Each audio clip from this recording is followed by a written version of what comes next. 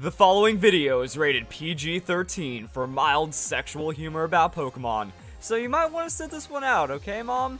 Either way, when we're looking at Pokemon breeding, it is something interesting, you know? We drop our Pokemon off at the quote-unquote daycare, and if we have a male Pokemon and female Pokemon, we get an egg, and thus competitive Pokemon is born. But despite what the people working at the daycare facility would have you believe, we all know what's going on in the background over there, but there is something else that does need to be met. The Pokemon have to be in the same egg group or else they're just not attracted to each other for some reason. But that doesn't mean we can't get some crazy breeding pairs like number 10, Bidoof and Dragonite.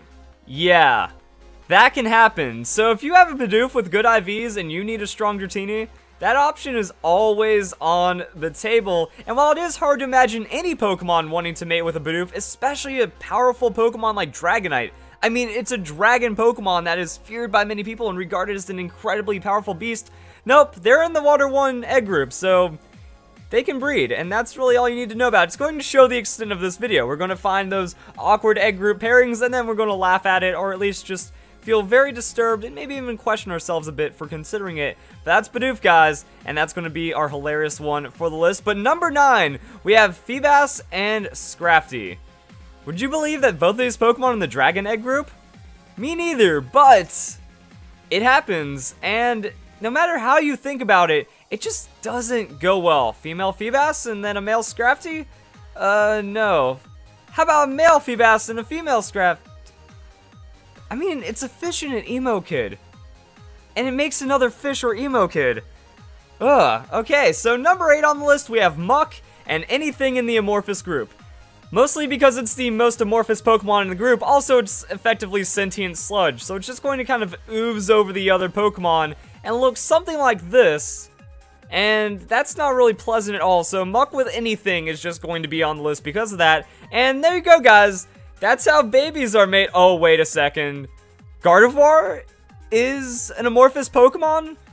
Okay then, number 8 is going to be Gardevoir and Muck, because we have a Pokemon that's supposed to be elegant and graceful, and then we have Muck, and then number 7 is going to be Gardevoir and anything in the amorphous egg group. So that means we have Gardevoir and Cofagrigus, Gardevoir and Macargo, Gardevoir and Drifblim, Gardevoir and Gengar, Gardevoir and Chimecho, mostly because of how it's shaped, Gardevoir and a lamp.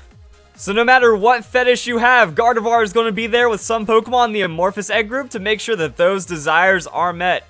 Interestingly enough though, Gardevoir and Lucario cannot breed at all. They're not in the same egg group, so that means all of those ships about Gardevoir and Lucario, they've all been in vain. What a shame. Number 6 on the list, we have Tentacruel and Cradily. So fate has brought these Pokemon together. Out of all of the different egg groups, out of all of the different like water groups, there's 3 water groups. That means some Pokemon that should seem like they could breed just can't because they're in different water groups. Of all that to happen, we have Tentacruel and Cradily. Fate has brought them together, and tentacle porn has been made because of it. So yeah, we have the ultimate tentacle mashup in Pokemon right here, and that's why it's going to be number 6 on the list. Not really settling to think about. I also wanted to see how this would look between their sprites, you know, try to get the mechanics as to how these Pokemon could work out. And it actually doesn't seem as bad as I thought. It looks like Tentacruel is actually really good at setting the mood. That seems like an actual pleasant massage kind of thing going on with the Cradily. And it's almost hypnotic in its own way. Fascinating.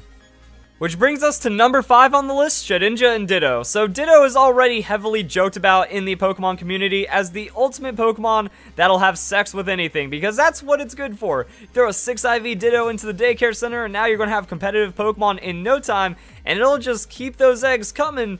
But Shedinja is also a pretty scary Pokemon as well. Peering into the crack on its back is said to steal one's spirit. Now, fortunately for all the other Pokemon out there, we don't have to worry about that too much. It is a genderless Pokemon, but that's where Ditto takes one for the team, as long as it's not doing it doggy style. So this is going to be a pretty awkward breeding combo. We have like a husk of a shell, and then we have the slut of the Pokemon world. So let's move on to number 4, Glalie. Well, Glalie is in the fairy egg group, believe it or not. I think that's harder to believe than the whole dragon thing with Feebas. But look at that beautiful Pokemon right there. That mouth will surely get the night started. And you know what other Pokemon is in the fairy egg group? Pikachu. That's right. Glalie and Pikachu are a breeding pair in Pokemon, and it doesn't really help that Glalie can be either male or female. So you guys go and figure that one out for yourselves as we move into number 3 on the list, Whismur and Garchomp. Both of these Pokemon are in the Monster Egg group, but it just seems like there's one of the biggest splits here that you could imagine. Whismur is a pretty tiny Pokemon, and Garchomp is a rather large Pokemon and a very powerful, ferocious dragon-type Pokemon that dominates the metagame and is used all over the place, and it's just a crazy, awesome, powerful dragon-type Pokemon, so it can breed with Whismur, and that just doesn't make a lot of sense. Now, what makes this even worse is that Whismur has a tail hole. What were you guys thinking, Game Freak? That does not need to be there. But now whenever you're using Whismur in battle, it's just right there, staring at you the entire time. And I guess that's what Garchomp can use if it needs to make use of it. So, number 2 on the list. That's right, we're starting to get into some of the crazier pairs in this. Number 2, we have Archeops and Cloyster. So the Water 3 Egg group makes another appearance on this list, but how in the world is Archeops a Water 3 Egg group Pokemon?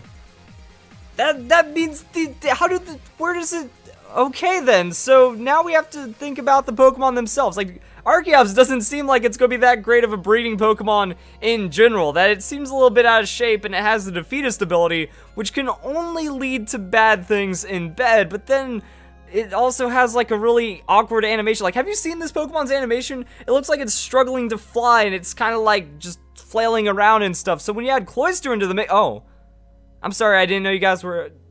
I'm just gonna, yeah, I'll just see myself out as we go to number 1 on the list, Wailord and Skitty. Will not be on the list. Are you kidding me? Like, Wailord and Skitty is the way too obvious one that so many people have talked about and so many people have made jokes about, but it's honestly not that bad when you compare it to Wailord and Diglett, because Diglett is a very, very tiny Pokemon. Diglett is only 8 inches tall and weighs less than 2 pounds. Skitty, by comparison, is actually over 20 pounds of weight and 2 feet tall, so that means Diglett actually looks like a tiny Pokemon compared to Skitty. Having those two breed would be a big enough challenge as it is, but when it comes to Diglett and Wailord, we have really no idea how it's even possible. Like, does Diglett even have, but Diglett also has the dirt clumps around it, so that means you would have to do it from land. At least Skitty seems like a Pokemon that can swim reasonably okay, and then we have like, and what about Diglett's feet? That we know that Diglett have feet, but would Wailord even notice if a Diglett was trying to put the moves on a Wailord? And you know what, I'm just going to go and end the video right there. It's already weird enough thinking about how like Skitty and Wailord are even possible, and then we get into Diglett, and then the whole idea of breeding in Pokemon is really awkward, as I kind of talked about earlier. You know, you drop off 2 Pokemon in a special place, and then suddenly an egg appears, so you just have to use your imagination as much as you want to at that point, and then that's how competitive Pokemon happens. So actually, to keep going with the whole breeding thing, there's actually a lot of really cool mechanics and ways that breeding works. So if you guys want to check out my breeding videos, I will go and link those down below. I have like my big main breeding guide for Omega Ruby and Alpha Sapphire, but I guess the Pokemon Sun and Moon coming up. If anyone's watching this video after Pokemon Sun and Moon has come out, probably going to update that breeding guide as well, so you might want to subscribe and keep an eye on all the guides and stuff happening with the game.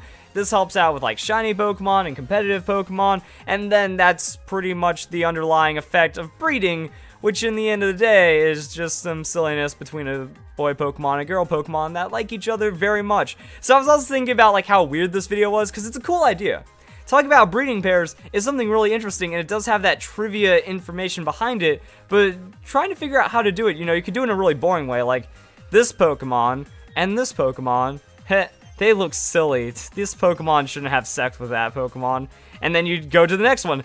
These Pokemon look silly. This Pokemon shouldn't have sex with that Pokemon. So you kind of have to make it a little like my video, I think. You know, some cheesy, corny jokes without getting a little too graphic about it. I know that this was probably not my best video, but at the same time, it's just a really tricky kind of video to make, so maybe I could have done better, or maybe this is about as good as I could do. At least as long as you guys enjoyed it, that's all that matters. So if you guys enjoyed the video, We got some strange breeding stuff going on in Pokemon. I can imagine with the 7th generation, it's just going to get even more strange, and it's just some food for thought. All you have to do is just go on like a list of Pokemon that can breed and try to look at it, and you'll be like, oh, wait a second, these 2 Pokemon in the same egg group. Oh, dear God, how did that happen? Either way, hope you guys enjoy the video. Hope you all have a nice day. Thank you very much for watching.